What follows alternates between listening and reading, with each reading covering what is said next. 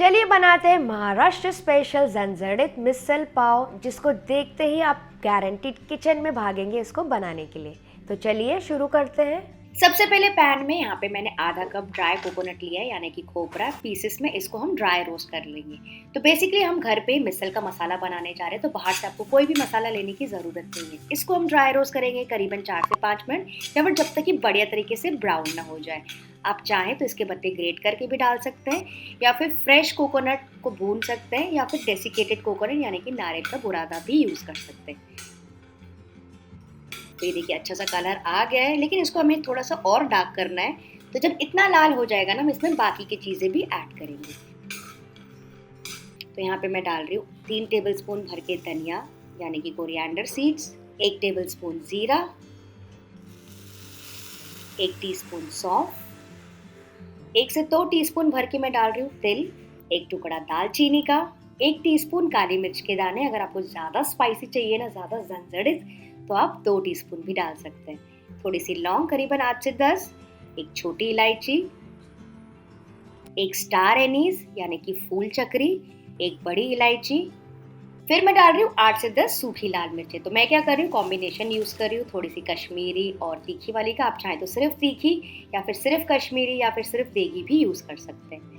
साथ ही ये देखिए मैं यूज़ कर रही हूँ थोड़े से लहसुन, मतलब ये कच्चा लहसुन है, इसको छील के नहीं डाला जाता है। इसी तरह से मिसल का मसाला बनाया जाता है। इसको डाल के इन सारी चीज़ों को अच्छे से भूनते जाएंगे करीबन 8 से 10 मिनट के लिए, लो फ्लेम पे, जैसे कि सारी चीज़ें एक एक चीज़ उसमें हमने डाली है ना, वो अच्छे से भून जाए। जितना अच्छे से आप इसको भूनेंगे ना, उतना अच्छा आपका मिसल का मसाला बनेगा।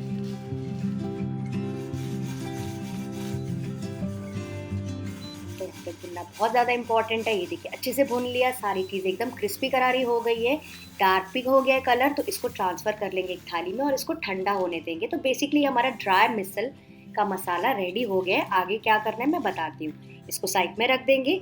नेक्स्ट उसी पैन में मैं ले रही हूँ थोड़ा सा तेल। इसमें हम डालेंगे एक बड़ा प्याज, जिसको मैंने स्लाइसेस में काटा है, और इसको डार्क ब्राउन करेंगे। बेसिकली इसको डीप फ्राई किया जाता है, लेकिन इसको मैं डार्क ब्राउन करके भूनूंगी।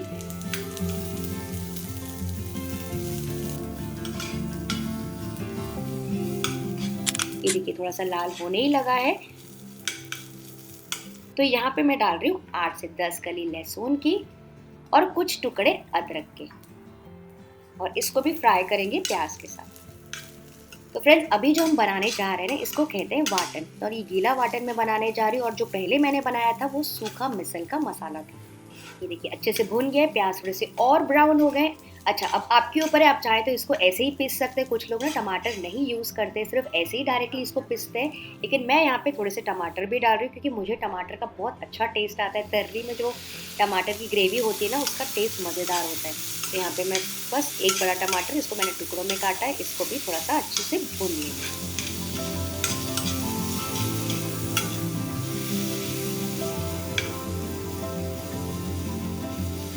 देखिए टमाटर भी सॉफ्ट हो गए, बस अब इन सारी चीज़ों को पीसना है।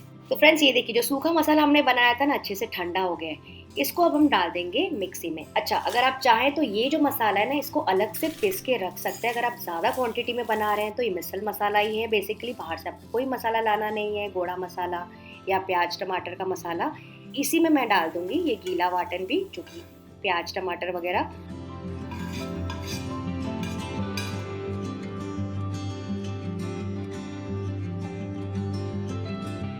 ये देखिए कितना बढ़िया सा पिस गया है। मैंने थोड़ा सा पानी यूज किया इसको पिसने के लिए। एकदम दरदरा टेक्सचर है। मैं आपको पास से टेक्सचर दिखाती हूँ। एकदम फाइन स्मूथ भी नहीं है, और एकदम मोटा तो बिल्कुल नहीं है। ऐसा आपका होना चाहिए, तो ही आपका जो मिसल है बहुत मजेदार बनेगी। इसको साइड में रख देंगे। नेक्स्ट एक कढ़ाई में हम लेंगे 4 से 5 टेबल स्पून तेल। जी हाँ फ्रेंड्स, इतना तेल तो लगता ही, एक्चुअली इससे ज़्यादा ही तेल लगता है, लेकिन मैं थोड़ा सा कंट्रोल में डाल रही हूँ। जैसे ही गर्म हो जाएगा, इसमें मैं डालूंगी 1 टीस्पून राई, आधा टीस्पून जीरा, थोड़ी सी हींग, 10 से 12 करी पत्ते। और जैसे ही सारी चीज़ें फ्राई हो जाएगी, इसमें मैं डाल रही हूँ एक प्याज बारीक कटा हुआ, और इसको थोड़ा सा मिक्स कर लेंगे और इसको गोल्डन ब्राउन करेंगे। तो पहले प्याज हमने वाटन में भी डाला था, और अभी जो प्याज हमने डाला है ना, उसका जो टेस्ट है ना, वो एकदम दरदरा टेक्सचर आएगा तर्री में, जो कि बहुत ज़्यादा टेस्टी लगता है। तो इसको हमें करना है गोल्डन ब्राउन।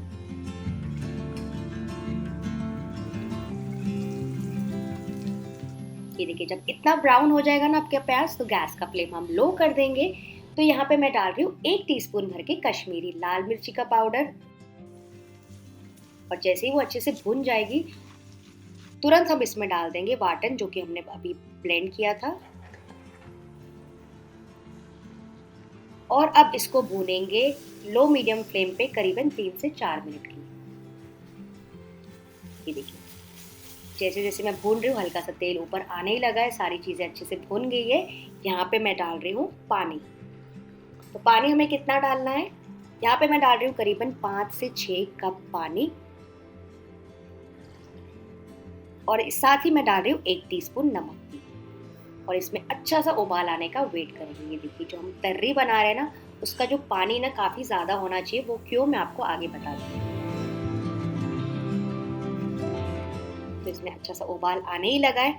अच्छा अब मैं आपको दिखाती हूँ कि मैं क्या यूज़ कर रही हूँ। ये देखिए मैं यहाँ पे यूज़ कर रही हूँ करीबन 1 से 1.5 कप स्प्राउटेड मोठ। ये इजीली मिल जाता है मार्केट में, घर पे करना भी बहुत आसान है। तो फ्रेंड्स वैसे लोग क्या करते हैं, इसको अलग से कुकर में नमक और हल्दी डाल के बॉईल करते हैं और फिर इसमें डालते हैं, लेकिन वैसे क्या होता है बहुत ज़्यादा बॉईल हो जाता है मोठ और वो पानी अलग हो जाता है। तो मुझे ऐसा लगता है कि टेस्ट चला जाता है उसका इन दैट केस। तो मैं क्या कर रही हूँ, ये मोठ को मैं डायरेक्टली इसी तर्री में डाल रही हूँ। वो इसलिए क्योंकि जितनी देर में हमारी तरी पकेगी ना, मतलब भूनेगी, उतनी देर में मोठ आपका अच्छे से पक जाएगा। तो इसको ऐसे ही छोड़ देंगे 10 से 12 मिनट बॉईल होने के लिए लो मीडियम फ्लेम पे। आप चाहें तो पीछे इसको लो फ्लेम पे हल्का सा ढक के भी छोड़ सकते हैं।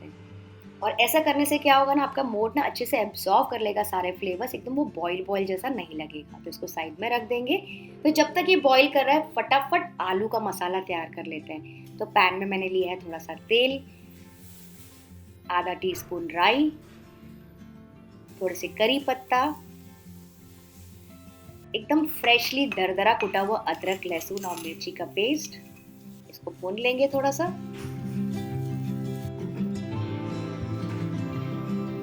फिर मैं डाल रही हूँ हल्दी। तो हल्दी मैं यहीं पे डाल रही हूँ ताकि वो अच्छे से भून जाए, कुक हो जाए, उसका कच्चापन निकल जाए। और इसी में हम स्प्रिंकल कर देंगे थोड़ा सा पानी।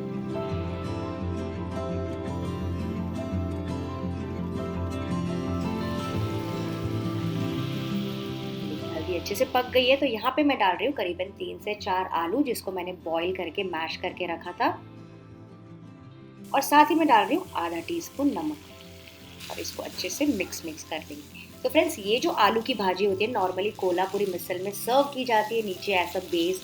और वैसे तो ये ऑप्शनल है, आपके ऊपर है, मैंने आपको बता दिया। अगर आपको नहीं बनाना है तो आप इसको कम्प्लीटली इस स्टेप को स्किप कर सकते हैं। और कुछ लोग तो पता है वहाँ पे क्या करते हैं, पोहा भी बनाते हैं। मतलब पहले आलू का मसाला फिर ऊपर एक पोहा की लेयर, इस तरह से बनाया जाता है एक्चुअली पुनेरी मिसल में। लेकिन आज मैं आपको सिर्फ आलू का मसाला बता रही हूँ।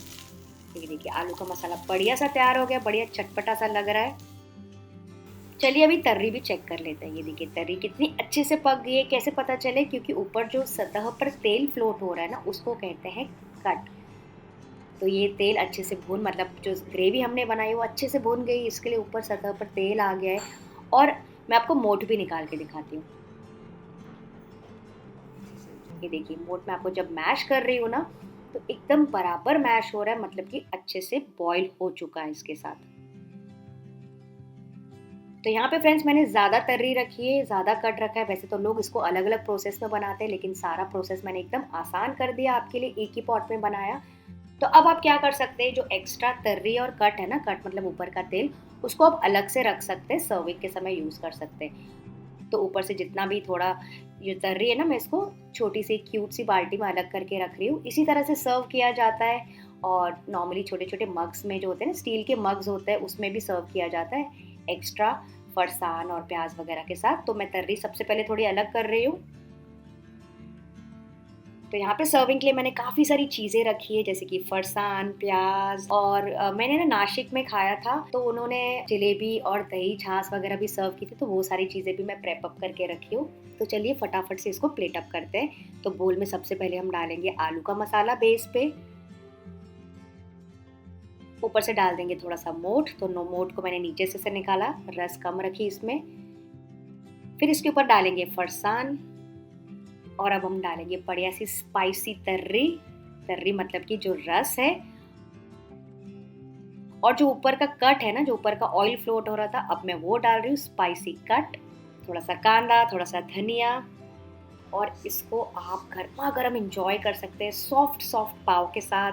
साथ में मैंने रखी है जलेबी, छाछ और दही। तो इसके साथ मैंने ये भी सर्व की है जो तर्री हमने अलग की थी पार्टी में। तो इसको आप इंजॉय कीजिएगा। आई होप आपको आज की रेसिपी अच्छी लगी।